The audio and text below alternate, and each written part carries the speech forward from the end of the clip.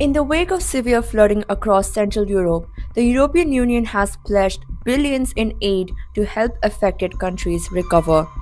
This comes as the death toll has tragically risen, with Czech Interior Minister Vít Rakusan confirming one more victim in the northeast, bringing the total to five. Across the region, seven deaths each have been recorded in Poland and Romania, with Austria reporting five. Overall, the flood has claimed at least 24 lives according to reports. Authorities have mobilized troops to assist in recovery efforts.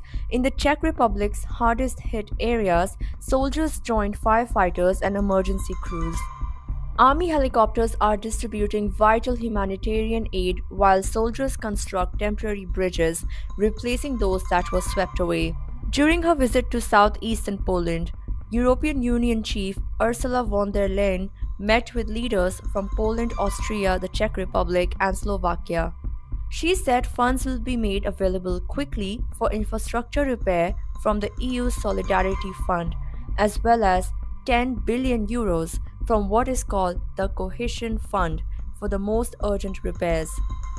In a special approach, no co-financing will be required from these countries for the money to be released.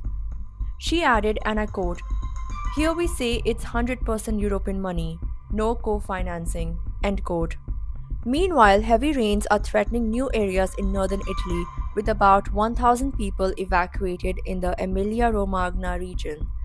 In the Czech Republic, around 400 residents remain displaced from their homes in Ostrava, while the Lusnice River in the southwest has reached dangerous levels, though no further evacuations are currently needed. In Austria, cleanup operations are underway as roads were washed away and landslides occurred. Firefighters are pumping water and mud from homes, while Lower Austria's governor warns that reconstruction could take years. In Hungary, rising floodwaters have prompted road closures and halted ferry services along the Danube River. In Budapest, water has begun to overflow into lower quays, threatening public transport services.